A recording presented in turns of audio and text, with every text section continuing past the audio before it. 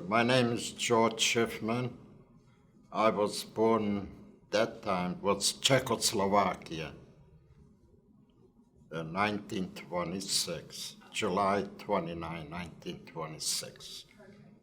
And George, tell me a little bit of your life before the war. Yeah, well, we lived together with my grandparents, my grandfather, and he was the boss of even my father was in the business too, but my grandfather, he knew the business. He was the boss. He hired the people. We had a lot of people working for us, bakers, and then we had a driver who delivered bread and rolls to different towns. At that time, there was no cars. We had a horse and wagon, and they delivered in small towns every day, fresh bread, and rolls, everything. And where in Czechoslovakia was the bread shop? The city, Bakery. Yeah, what city? well, that time they called it Munkac. Munkac, okay. Yeah. And where would that be today? Today, it's Russia occupied. After the war, they gave that part to Ukraine. Okay. They call it now Mukachevo. Mukachevo. Yeah. And what was your family like? Did you have any brothers and sisters? Well, we were 6 children, 5 boys and 1 girl. And were you the youngest or the oldest? I was the oldest. The oldest, okay. Yeah. And so, did you all go to the same school? Or did Yeah. you? I went to, that time it was Czechoslovakia, so I went to Czech school. Okay. There was Russian people living there too, so I learned the language, Russian, Hungarian, and Czech. I went to Czech school. Czechoslovakia, that used to be Austria-Hungary, but after the First War, Czechoslovakia took a piece and Romania took a piece, So, but then when Hitler came to power, 1938, so Hungary joined Germany, Hitler, Hungary. So before Hitler comes to power, what was it like growing up? Was good. We had it good, yeah. Did you experience any anti-Semitism? Well, there was always, but we lived outside the city between Catholic people, and we got along very well because we knew them and they knew us. We knew their grandfathers, their grandchildren, because people didn't move. They didn't have any money, so they stayed in one place. And we knew everybody, and everybody knew us. And we had a grocery store. They came to shop to us, We had it good. Mm-hmm. Did you practice Judaism at home? Did you keep kosher at home? Yeah, we were Orthodox. Yeah, okay. Yeah. We were closed on Saturdays, holidays, because in that city there was a lot of Jewish people, and most of them were observing, so you had to be like that. Okay, and so at what point did you feel that Hitler was going to be a threat? Hitler started first, chased out the Jews from Germany first. So then the Jews were able to leave, whoever wanted to leave, chased them out. So they didn't kill him. But then when Hitler got in power, he went into Poland. And Poland was fighting the war. And they asked for help. America, French, Nobody wanted to help. That's what I heard here in this country, that the politicians, they said, we don't want to mix in. No, then Czechoslovakia, there was Sudetenland, one part where there were Czech Germans living there, but it belonged to Czechoslovakia. So Hitler wanted that part first, and they were ready to fight, but they couldn't fight big Germany, Czechoslovakia was a small country. So I remember Chamberlain from England went to Hitler to make peace. So Chamberlain said to Czechoslovakia, give him Sudetenland and there'll be peace.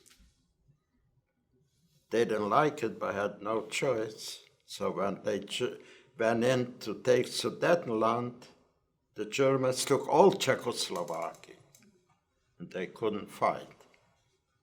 So once Hitler comes in and he takes Czechoslovakia, how do the attitudes of people living in the town with you, do they change?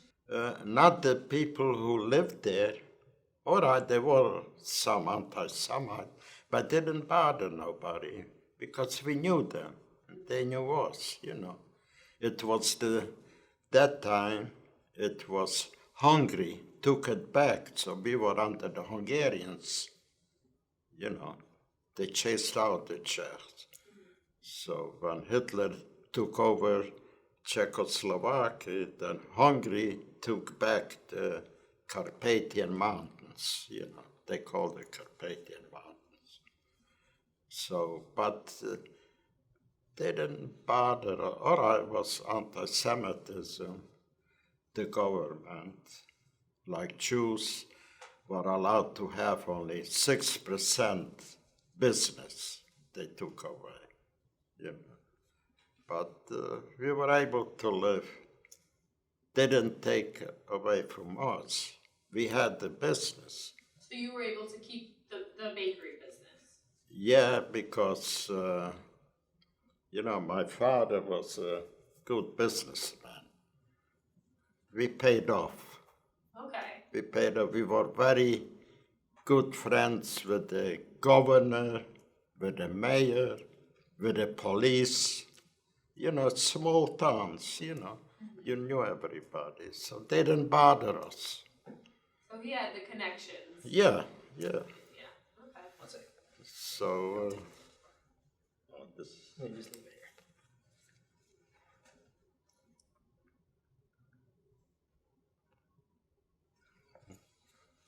here. So you were able to keep the family business? yeah, we kept it.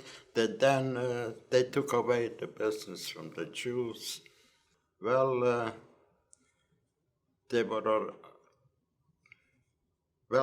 Germany didn't occupy Hungary because they gave them soldiers to fight the war, So they didn't occupy, so the Jews were safe. There was discrimination, but there was no killings, So you and your family were relatively safe Safe, for yeah. a few years? Yeah, and then 1944, the Germans, they sent the Hungarian soldiers to Russia to fight the Russians, and they were getting killed, So that's what I heard, that the Hungarians, they said, we are losing the war anyway. 1944, my soldiers are getting killed. So I don't want to that's what I heard, they don't want to give them soldiers anymore. So was anybody that you know drafted to help, fight on the Eastern Front? Well, there was Hungarian soldiers, Okay. There was a neighbor's boy, the son, when he was drafted in the army, and he got killed there. And what about your brothers? What are they doing in this time? You and Well, your brothers. I was the oldest. I was only 17. So they were young, went to school, and we worked, and I was helping out in the business, At any point, did your family think to escape or leave Czechoslovakia? No, because we were saved till 1944. I remember it was after Passover, Then the Germans sent in soldiers to Hungary. There was German soldiers. And then the Hungarian Nazis took over. And the Hungarians gave over the Jews to the Germans. All over the whole, that we belonged to Hungary that time, the whole country. They rounded up all the Jews to a ghetto, to one place. There was some brick factories, there was a lot of space, and they rounded up the Jews from the little towns, in one place. And they said, you're going to keep the Jews in one place, and there was no place where to run. And we knew the war will end because they were losing the war, the Germans. 1944, the Russians were coming, but they didn't come fast enough, The Americans were fighting on the other side, in the West, where France was. But the Hungarian soldiers, we weren't safe. I was running and hiding if I saw a Hungarian soldier, But the people didn't bother us because we knew the people for generations. We used to play with them, Russian kids, Hungarians, So it was really this influence from the government. And then we didn't know anything about Auschwitz. Nothing. The Germans said, we're going to keep the Jews in one place, and separate, Well, we were all rounded up with the families together. And were you in a nearby city? Outside the city, We were there 6 weeks. No food, we were hungry. The Red Cross never gave nothing for the Jews. It was after Passover, I remember. So 6 weeks you were held with your family and other Jews that they rounded you up. And then, after 6 weeks, the Germans, it was the Germans who took care of the Jews, They rounded up the Jews. Well, the Hungarians helped them too, But it was mostly the Germans. Then they got the trains, those boxcars, with the cattle trains, And they said they're going to take us from one place to Poland. And we didn't know anything about gas chambers or nothing. And we couldn't run no place. We were surrounded with police and soldiers. So they rounded up and they pushed in so many people in those boxcars. There was no room. We were all sitting like this, squeezed in. And it took 3 days and 3 nights. We were sitting like that. And they locked in those boxcars. Then we got to Auschwitz, Poland, and we didn't know anything about it. The trains didn't go straight. They went a little bit, and they stopped, and they went a little bit, they stopped, because Poland wasn't that far from Hungary. So when you were on the train with your family, Yeah, we Your were, and brother a and lot your of sister? people, you know. and did at any point when you were before you got on the trains in the ghetto, were you afraid of what was going to happen? No, we didn't know anything. We didn't know anything what was going on. And we knew they were losing the war, but we didn't think they were going to kill us because they were losing the war already at that time. You And we felt- still didn't know what that was Auschwitz or what. We didn't know nothing.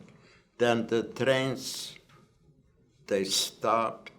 They went in to Auschwitz, and then they didn't let us out right away. They waited till it got dark. Then they let us out, and there was German officers there. Mengele, Dr. Mengele. And they said, everybody out from the boxcars, you know. There was Jewish, there was Polish Jews from before that.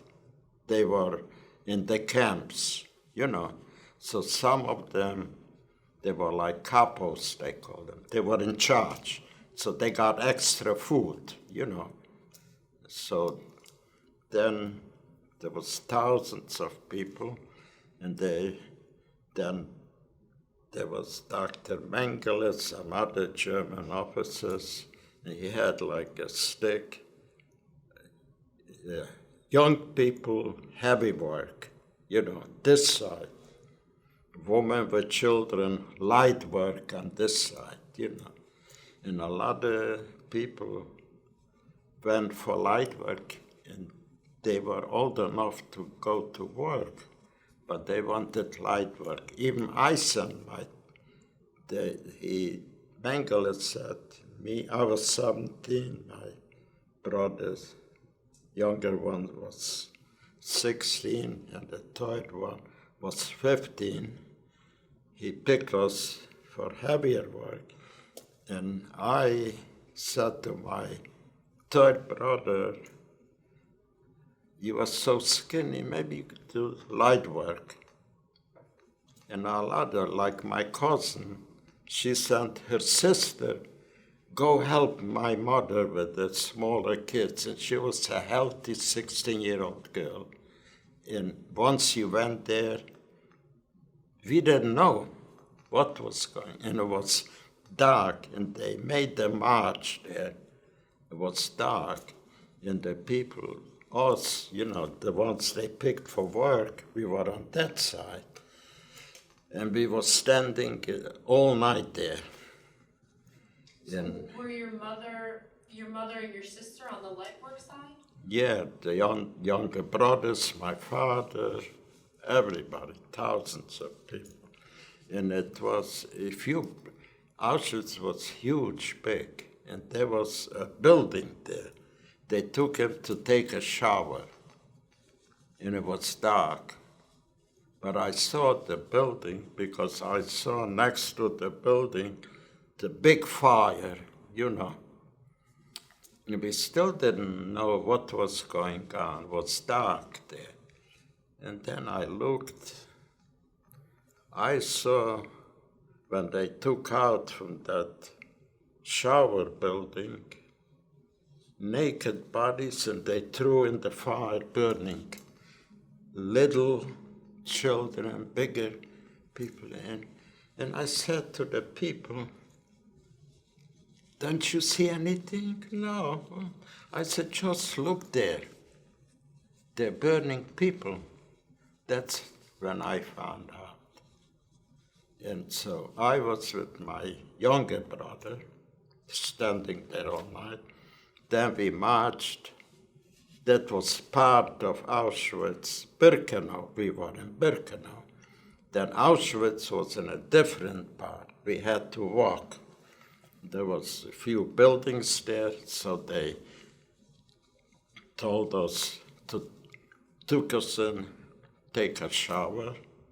We got undressed. They said, just keep the shoes and the belt. and they gave us the striped pajamas, you know. And then in the building, so it was raining, so there was a guy felt sorry for me. He took me and voice to the building. But I figured my brother will be following me, but they put him in another building. So I wasn't worried. I figured I'll see him later, you know. Then they gave us numbers, you know, everybody numbers, all night, you know. And then in the morning, they set everybody out, you know, and they were counting everybody. Then I saw my brother from the other building. He was in a separate group. So then they said, they counted us, and they said, let's go back to the barrack, to the building, you know. Then I said to my brother, come. He said, I'm scared, because they were walking around with sticks, couples, hitting you even for no reason. Then I decided I'm going to go there. I went there, and I went in the building to be with my brother. But they counted, and they knew already so many people belong in that building. And so he yelled out, there's somebody here who doesn't belong here. So I didn't say nothing. I was scared. And so the guy yelled out, I'm going to find out, and if you don't come out, I'm going to kill you. Then I said, I played dumb. I said, I don't know if I belong here, you know, I played dumb. Then he looked at my number. He said, you belong to the other building. Kicked me out. So I went. Then they sent me to a working camp. And my brother, they sent to a different working camp. And I never saw him again. So did you have to leave the campgrounds for the Where? work camp? You left Auschwitz to go to a work They camp? took us, yeah. I couldn't leave. But they took us with groups, and we were watched. Couples with sticks. They didn't say, come here, go there. They hit you first, and then they tell you. They were mean. I had good shoes. They took it away from me, the couple. And we were told, keep the shoes in the belt. But I had very good shoes. And he gave me a pair of old shoes with wooden, the bottom was wood because they used the rubber for the army, for trucks, for tires. So it was just wood on the bottom and top was leather. So what kind of work did they send you to do then? Well, they gave us shovels, all kind of work, outside, you know. And there was coal mines. Some people, they sent to work in a coal mine. So I worked outside, and then I worked in a coal mine. But then I changed I told them I want to work outside. I don't want to work in the coal mine. I used to get beat up there, you know. There was, you know how a coal mine is. You go down inside, and there was tunnels, you know. And so we had to work there. It was dust, you know, and we had they call him a capo who watched us. You know, also a Jewish boy who was there from before. And he was nice. He was nice to you, this capo? He was nice. He didn't bother us. He said, work when you can. Just keep moving, you know. He was smart. someone mean used to hit us. But he was smart. He said, do what you can. Work, keep moving, you know. So, and the other tunnel was Polish people working. They worked for money. You know, they were free. They worked. So the foreman from that group, he used to sneak in and beat us. He was a racist, you know, the foreman there who watched those Polish people. The people didn't bother us, but he was a racist. He came with a stick. He beat me twice. He beat everybody. And next to me was also a young boy. I asked him from which country. He was from Belgium. You know, the Germans, wherever they went in, to France, to Belgium, you know, all those countries, they rounded up the Jews to Auschwitz. And so then I told the couple, that man comes and beats us. He said he has no right to come. So I said he beat us up twice already with a big stick. My whole back was swollen. And sometimes they used to put in dynamite in the walls, and you know, so it exploded. So then we were shoveling the coal, you know. So we went on one side, and I saw Polish people there. But they were nice, they didn't bother us. And there was a young boy eating lunch. You know, his mother gave him 2 slices of bread and some milk he had. And I went over and I started. So he asked me from where I am, a young boy. I said from Czechoslovakia. Then he gave me a slice of bread. He looked, that foreman shouldn't see. He gave me, he was good. And the other guy was beating us. So there was good people and bad people, you know. And he was a young boy, maybe my age. Twice he gave me a piece of bread. Yeah. But then I changed my job. I told him I want to work outside because that foreman used to sneak in and beat us. He was a racist. But the people didn't bother us. Did they ever ask you any questions about why? They what knew. kind of clothes you were wearing? They knew. But one man told me, you know, I heard on the radio the Allies occupied France already, you know. He was happy that the Germans were losing, you know. But Europe, the Russians came.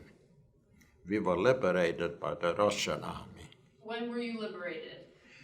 When they went in. Do you remember what month? Yeah, January, the end of January. The end of January. 1926? No, 40. 45, probably. 45. Yeah.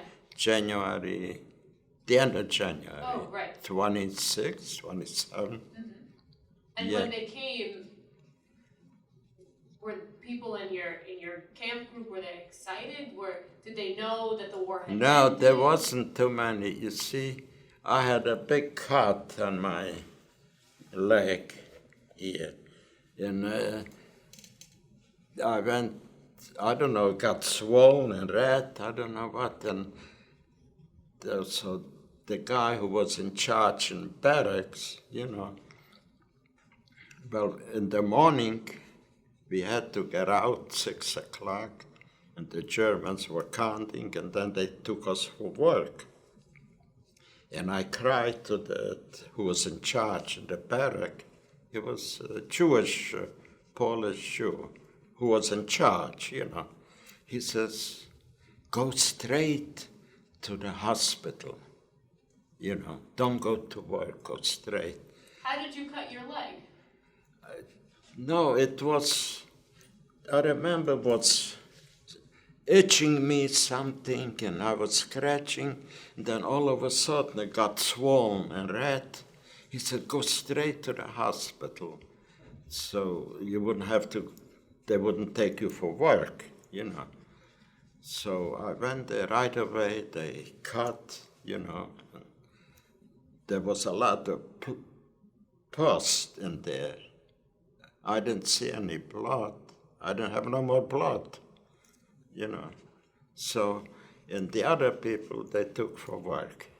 And I was there a few days, and the doctors said, now you go back to the barrack. I said, I still have pain, and I was limping. And I said, can I stay a little more in the house? No, you can't stay. No, you can't. They didn't tell me why. No, you can't stay. You go back to the barrack. And then the next morning, they took us for work every day. And I was limping. And they didn't have even regular bandages. They had toilet paper. They didn't have nothing there. And I was, with pain, I was walking. And then, after a day's work, went back to the barrack, and I went back to the hospital. Yeah, they gave us a little, for supper, they gave us a slice of bread and a piece of margarine. That was the whole meal. And so I went there, they bandaged me up, and they said, go back to the barrack. I said, if I go back, they'll take me back in the morning for work. I said, no, you can't stay. They didn't tell me why. I found out after, after I went back, and they were the SS officers, I don't know. They said, we are taking the sick people to sanatorium. But the doctors didn't want I should go. So essentially the doctors were helping you. Hell, yeah. Yeah, they were giving you advice. Then, the next day again I went, they bandaged me up, and they were there with a truck. We are taking only sick people to sanatorium. Then I started to believe, and they said, you are healthy and young, and you are healthy, But that was no sanatorium. They took the people to the gas chamber, and they burned them. They knew, but I didn't know. Right. But it saved your life in some Yeah. way. And then, in January, the Russians were closing in. And they, Germans, they rounded up everybody. We're going to go march to Germany, And I went to the hospital to bandage me up. It was big snow, cold. And the doctor, they rounded up the people on a march, to Germany. And the doctors too. And the doctor said, whoever could walk should go on the march. Nobody knew that was a dead march. But I didn't go, and there was another boy from my city, I knew him, and he had a brother with him. The brother said to this brother, the younger brother, let's go on a march, because we heard that they burned down the hospitals, the people alive, that's what they used to do. But I didn't care because I was cold and I was sick. And this friend too, he said to his brother, you go, at least you'll survive. I want to die here, We didn't care, What happened, they killed those. It was a dead march. And then hospital was like an L shape, those barracks, L shape. And I walked there to look if I see any people that I know. There was a few people, a lot of dead people. So I walked, and meanwhile they threw a bomb or something they shot. And it went on one side of and I just happened to walk away. I was like in the corner, So nothing happened to me, and all those people got killed. And next to me was a boy. He got wounded, shrapnels, in his leg. But nothing happened to me. And then a few days later, there was still shooting, Then a few days later, the Russian army came. And what happened when they came? They looked at us and they left because there was still the war. They were fighting the war. So we were there. We had to wait 4 days till the Russians came, and then another 4 days nobody came. The Red Cross never came. They never gave to the Jews, nothing. And next day, the priest came, Polish priest from the town. He blessed everybody, but nobody gave us food.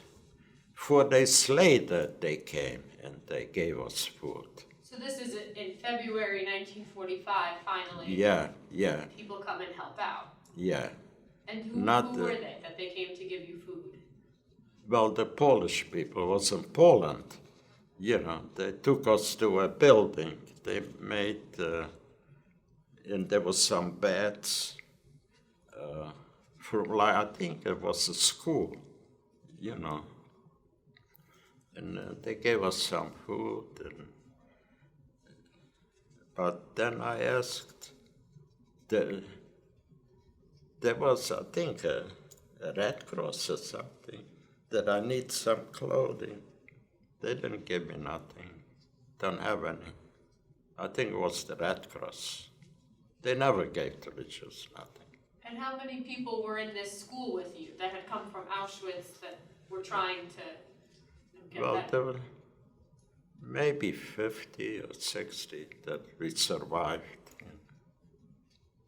Yeah. So how long did you stay there for? Only 2 days, because there was that boy from my city, and there was 2 other men. They were older, the Tories, The woman said, let's march, go home, So I followed them, because I figured they knew who I was, in the same city. I followed them. I didn't want to remain there, I didn't know nobody. Then we used to hitchhike, The war was still going on. There was Russian soldiers, but they were nice. We used to stop them. We asked them they said they go to this city, that city. And they said, come up, They were nice.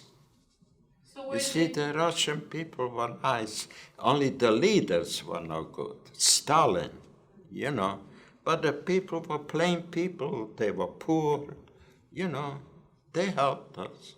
And where did you end up going? Well, towards back home, So we had to hitchhike from one city to another city. We had to go through other countries, The men, they knew. We used to hitchhike, and then They stopped. They said, I'm not going no place no more. But there's another truck going to come in another hour, and they're going to pick you up. So meanwhile, we were hungry, cold, and we knocked on people's door. Polish was Poland. The people gave us food, you know. Whoever was home, if they opened the door, they gave us a piece of bread or some soup. Yeah. Did they ask you where you were coming from? They knew. And so People knew. When you get back to Czechoslovakia after hitchhiking to Poland, what Yeah. happens? No, that was where I was, you mean when I went home? Yeah. Well, the train, we found out there was a train going. We were already in Hungary that time, but we had to go back. And there was Russia occupied already, all Europe. So, I don't know what happened. Yeah, so there was a train, a boxcar, you know. They said, we're going to that city. And it was at night. So we arrived 12 o'clock midnight. It was cold, snow. And those two men and the other boy followed them. They found out they want to go back. One of them found out he was older, had a son home. And the other one found out, you know, that he had a brother-in-law home. So we're rushing, middle of the night, 12. And I figured I have nobody to go. So I asked the conductor, you know, there was a little house, a room, where the guy had a lamp, you know, when the train came, you know, like you see the Western movies, you know, train came. And there was a little heat there, so I asked him, I can walk at middle of the night. Can I sleep over on the floor? I carried with me a large towel, and I laid on the floor, you know, near the oven, you know. It was cold. He said, I don't care, sleep. So in the morning, I started to work. And then it was maybe 2 miles from where I lived. So I was working in the morning, and then the governor saw me, you know, but he was no governor because the Russian communists took over. And so he said to me,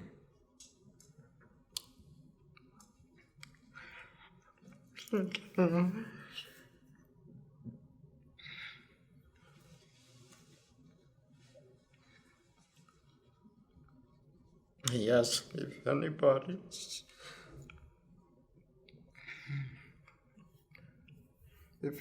was alive. I said, no. Then he said to me, come to my house.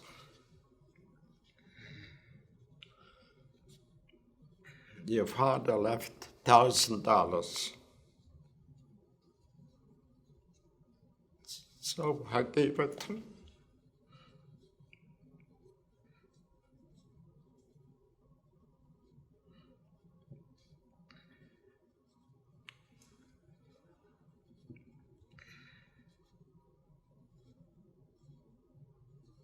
So I went to a neighbor. They gave me to eat, you know, where I used to live. The house was already no more there. And we had a bakery. Somebody else had the bakery. He said, it's not mine no more, nothing yours. Other people moved in the Jewish houses. And by the communists, the Russians, you know, they said everything belongs to the state. And the people who live there, it's theirs. So then a neighbor, Hungarian, very nice people, he took out a chair bed and he said, you can sleep in the kitchen. So I slept 2 nights, and then I found some Jewish boys there who were liberated before. That friend who was with me in the camp, he had a brother, older brother. He was in the Hungarian labor camp, but he was liberated by the Russians in Hungary. So I was there. I slept on the couch. But the brother got back his house because he went right away in the beginning when they were liberated, and he chased out those people. He said, "This is my house, and you get out." And that time he was able to do it, you know. So I was there a while, and then my cousin, my father's sister's daughter, survived. She was maybe 3 years older than me, you know, or 4 years older. So she said, "Let's stay together." So we were together in their house. Her house was empty. So let's stay in it. So whatever I found, a chair, a table, you know, I brought in. So a bed, you know, so we were there, me and her, you know. We were very close, you know. And then her boyfriend survived, he came. And then they got married. But we were under the Russian communism. There was nothing, no food, nothing. You weren't allowed to do business because my grandfather opened a bakery, but also for his daughter too, you know, when she got married. So they had a bakery there too, but it was empty. So there was another man who survived. He said, I knew him. He was a baker. He said, "You know, I used to work for your grandfather." You know, he was older. He said, "Well, let's go to business." You know, there was the bakery there. So, but you couldn't buy flour. We had to buy flour in black market. So people we knew who worked in that mill where they had the flours. So at night he used to steal a big sack of flours at night with a bag, and he used to bring, you know. And then we baked, and then people found out, that there was already a big line for bread, you know. You couldn't buy nothing in Russia. There was no bread, no nothing. So we sold it. We made a little money, and we worked. I knew a little bit. I was only 17, and but he knew. So we helped him. So we made rolls, you know, and I think twice, 2 days a week. You didn't have the flour, you know. You couldn't. And they said, "You can't go you can't do any business. You have to work for the state. You're not allowed to do. Then you're a capitalist, you know." So how long did you stay in Czechoslovakia for after that? No, that was no more Czechoslovakia. It was Russia. Right. They gave it to Ukraine Okay. because it was the borderline. It was a lot of Russian people living there, Ukrainian. Mm-hmm. Yeah, but the Russians controlled all Europe. But then we had no freedom, nothing, and then we found out Czechoslovakia is a little more freedom. But they wouldn't give me a visa to go through. You know, they said, "You were born here, you stay here." And I was afraid to tell them that I have an uncle in America. because they would say, no, you can't go to America. America is for the rich people and the poor, and the people are poor, and they don't have nothing, only the rich people have. You know, we were there, and then we found out Czechoslovakia, Sudetenland, they had a lot of Germans, and they chased out the Nazis back to Germany. So they had apartments, and one told the other one, they have apartments there, and you can go Czechoslovakia, and they give you jobs too. So we tried to go, but the Russians, so you can go. You were born here, you stay here. So somehow my cousin and her husband, first the husband was able to go through. There was a few Jewish boys who were in the Czech army, you know. They were in a labor camp by the Hungarians, and they sent them to dig tunnels for the Hungarian army, you know. So they escaped to Russia, and then they volunteered to go to the army, the Czech army, you know, the Czech government organized. So they were then, when they came back home, they were Czech soldiers. They were able to go through the border.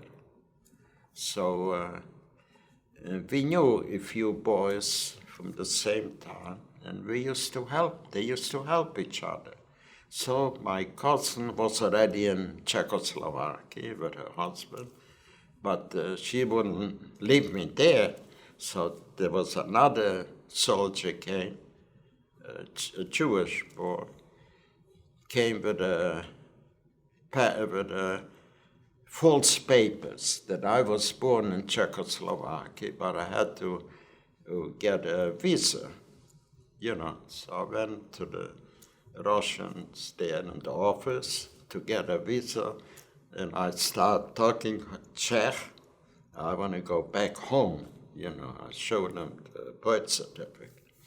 And behind me was some other youngsters want to go visit Czechoslovakia. And behind me was a Russian girl. She knew me. You know, she knew me. But he signed me up. And she was next. He said, you can't go to Czechoslovakia. She wanted to go for a visit. You were born here, you stay here. Then, you know what she said? She saw that he gave me a visa. She said, you gave that Jew the visa. And this Jew was born here too. But I had the papers already. I ran down. Yes. She knew my name, but that's what she called the Jew. You know, the Jew. I mean, I used to talk to her, you know, before I knew her, but she called me the Jew. I was used to it, didn't bother me. So I went, and we took the train to Prague, and they got a room for us because a soldier was able to get a room. And then there was a Czech man. He says, I know you suffered a lot, and you are entitled to get an apartment and a job. And he sent us to another city, a small city. They have apartments there, and you could get a job. And we got an apartment there because they chased out the Nazis, German Nazis. So there was apartments. Sudetenland, they called it. Then we had a little more freedom, and we were able to get mail from America, from my uncle. We wrote to him. He didn't know that whoever survived. He didn't know nothing. And right away, he sent a telegram. Right away, he's going to help us. me and my cousin. She got married, so her husband too, and then he sent a letter. He put in every letter $20 bills. And we even wrote them, don't send it, they're gonna take it out. But the Czech people are nice. You know, they didn't take it out. No, each time we got mail, $20 bill was there. And after a while, they sent us a letter. We know you're getting dollars. We should go to the bank and change it. You're not allowed to keep dollars. We didn't go, we changed it. Dollar was good all over. And then he sponsored us to come to America. I came 1947, and that was 1946 already.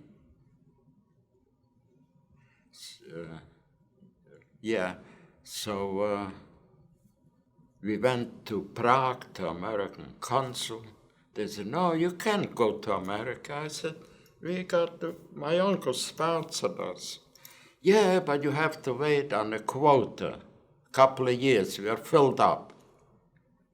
So then we were afraid. Stalin was alive, the Russians, so then we found out there was Jewish leaders from Palestine that time. There was no Israel. The British controlled all Middle East there. And they didn't let the Jews go to Palestine because they're Arabs. And even then, America was more with the Arabs because of the oil. They owned oil companies.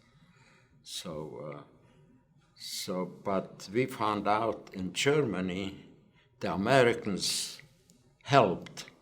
There was a DP camp. You heard it about displaced person camp.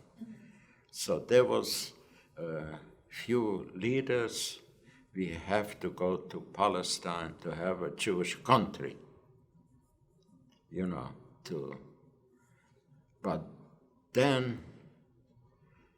But we had to go to Germany first, You had to stay in the DP camp before?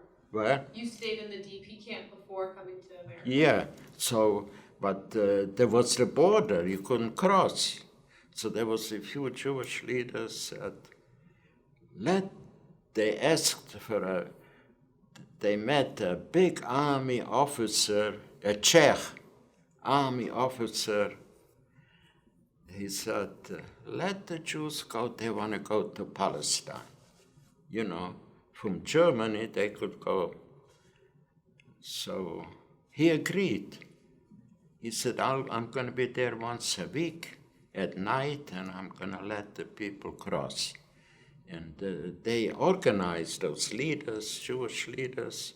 There was a little house, and we knew, one told the other one, you go there near the border and town, and you sleep there. So we were sleeping, a bunch of people waiting. Somebody will come and will tell us when we could cross. So a man came, he said, tonight we're going to cross. There's going to be that big army officer. He agreed, if we want to go to Palestine, he is going to let us through. And he was there alone by the border. There was a little house. And he asked, you want to go? Where do you want to go? We said, we want to go to Palestine. Then he led us through at night, and we had to walk through the woods. But there was, in Germany, some leaders, they knew already we're going to cross. They were waiting with a truck. They got trucks, I think, from the American chaplain. They helped, the Americans helped, over there. And so we wouldn't have to walk so far in the woods, So we went, and then they took us to DP camps, you know. Do you remember which Boys separate and girls separate. It was mostly young people who survived. So we were, I think, seven or eight beds there, high rises, you know, boys. And then they gave us food, DP camp. Do you remember which DP camp it was? Where Yeah, it was? yeah, in German, Heidenheim. Heidenheim, okay. Yeah. And then from there, eventually you came to the United States? Yeah, then I went to register. Yeah. And I had to wait a year. And So I you- came in 1947. And my cousin, she had a baby already, was born in Germany. So she couldn't come. She had to wait till the baby was, I don't know, a year old, because we came on a boat. I came on a boat to Ellis Island. And but- was your uncle here to pick you up? No, No? he didn't know. Oh, He didn't know. Those days people didn't have telephones. And I didn't write to him. I was so happy to go to America, you know. so where did you go when you got here? Well, I was Ellis Island, over there. Me and another boy. Everybody left. They picked up. Yeah, relatives picked up. But I wasn't worried. I'm in America. I was happy.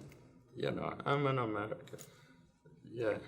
So I still had $50, American dollars, what my uncle used to send, you know. And so my cousin had a baby. I gave it to her. I said, I go to America, I don't need the money. You have the baby, you know. Came with nothing, no, without a penny. Then Ellis Island, then a taxi came, the Jewish organizations, the Joint, I think, the Joint, and they took me and the other boy to a hotel. I remember Hotel Marseille, Manhattan. They gave us a room, me and the other boy, and they gave us a ticket, go downstairs, a restaurant, I'll give you supper, and another ticket for breakfast. And meanwhile, they sent a telegram, the Jewish organization, to my uncle. He came the next morning, next day, picked me up, yeah. So you lived with him while you were in America? Yeah, then, no, then he took me, my mother had an older sister here. And she had, she came after the First War, and she was the oldest. My mother was the youngest, but she remembers she had children, and so they were already married, you know, when I came, and they remembered my mother, you know, and my aunt took me here. And what did you work as when you were here? I worked, sweatshops. I didn't speak the language, but I spoke 6 other languages. So some relatives said, oh, I know people in the mountains in the summer, they had a hotel for the summer. You go there, they need a dishwasher. So you'll save up, they'll give you food, you'll save up a few dollars. So I was washing dishes. Then there was the head waiter, you know. The wife spoke Jewish. I didn't speak English. And the American Jewish people didn't speak Jewish. You know, they speak only English. So, but the wife spoke Jewish. She talked to me. I said, I don't want to work here. Be a dishwasher. I want to learn English. You know, I said, give me a job in the dining room. She says, but you don't speak English. She told her husband, he was the head waiter. he said he doesn't speak English. I said, I know. I'll be a bus boy. I know coffee, I know cake, you know. So after 2 weeks or 3 weeks, she gave me the job in the dining room in a corner there, you know. So I struggled in the beginning. I made a little tips, you know. But some people, you know, were cheap. They wouldn't leave me $1 a tip. Some people, you know, they looked down on me because I didn't speak English, you know. It was hard. But I struggled, you know. But the boys, they were, both boys, they knew I don't speak English, but they helped me. Yeah. Like a lady asked me for ketchup, you know. So by the time I walked to the kitchen, ketchup, I don't know what ketchup was. I forgot already how to say ketchup to the boys. So I went back, she says, where is the ketchup? Oh, it's ketchup. I saw the boys, ketchup. They knew that they gave me the bottle ketchup, you know, they helped me, you know. Little by little I learned. And where did you meet your wife? Oh, after in Brighton Beach. That time, people didn't have air conditionings. In my end, they took a bungalow for the summer. They used to go to the Brighton Beach by the Coney Island, you know, for the summer. They used to rent those little bungalows. Yeah, so she went, she said, she's not going to leave me in the Bronx she lived in. It's hot there, and I didn't work that time. I collected unemployment, you know, $26 a week. So she said, you're not going to stay alone. So I slept in the kitchen. And then my wife, her father and mother also rented a bungalow. They also lived in the Bronx. And she walked on the boardwalk with a friend, and I started to talk, you know. And she knew, she understood Jewish. She knew how to speak Jewish because they had a grandmother. They came from Poland. Yeah. So she spoke Jewish. But her father and mother, they came from Poland before the war. But America didn't let them in. They left Poland before the war because they were very poor. There were 3 boys and 3 girls. The 3 girls went that time to Israel, Palestine. 3 boys want to come to America, they don't let them in. So they went to Argentina. You know, some Jews went to Cuba, Argentina. So they were there a few years. Then they were able to come. And my wife was born here already. And around what age did you start telling your story? Did you start talking about your experiences in the Holocaust? When did you start talking about that? Well, after a few years, you know, there was a lot of Jewish people. They didn't care. I worked in sweatshops. They didn't treat me good. You know, they had no feelings. Only the people, the ones who had relatives in Europe who got killed, they had feelings, you know. But a lot of, including my daughter's in-laws, they're American Jews. They were born here, my son-in-law, the grandparents were born here. They don't know from nothing, they don't care. I'm an American. I said, I have feelings, I help in Israel. They took in thousands of Jews from Germany with nothing. You have to help, you know. No, I'm an American, you know. They don't care. nothing. Do you talk to your granddaughter? Like, do you tell Yeah, her? yeah, we actually raised her. My daughter used to drop her off before she went to work. We took her to the nursery. Yeah, she was a little girl. And she always said, Grandpa, take me to the playground. I took her, yeah. She was happy. Grandma, yeah. When my wife was sick once, we called the ambulance, and my daughter came, and we followed with the car, and then my granddaughter jumped out from the car. I want to sit with Grandma in the ambulance. Yeah.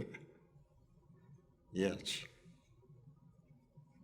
And when she died, my wife, she made a little speech too. Not the other grandma, my son-in-laws. Mm-hmm. They never bothered with her. She's closer to you guys. Yeah, they had no feelings, She loved to. When she was little, my daughter used to come, bring her. She says, oh, I feel like this is my home. And she was a little. Yeah. So, George, my last question is, Yeah.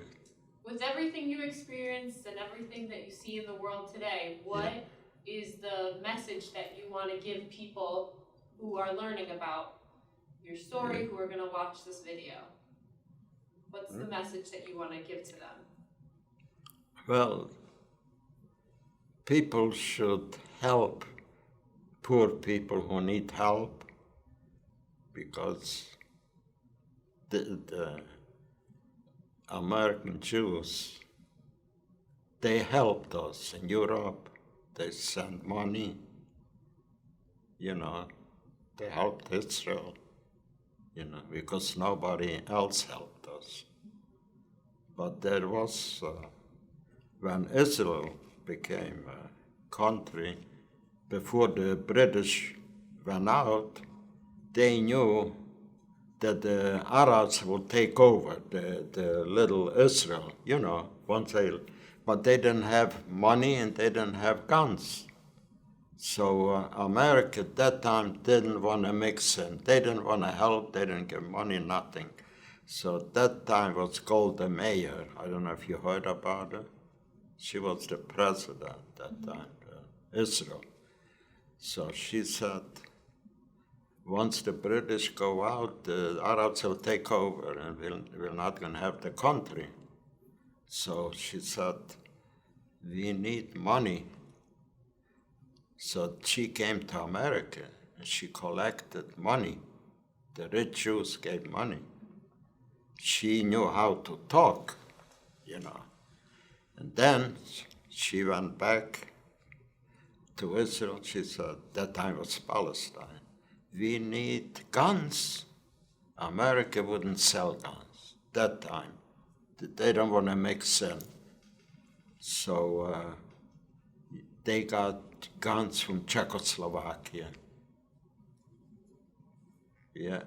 Do you have any last things to say about how people should remember you or your experience? What? Any last things to say about what people should remember about you and your experiences?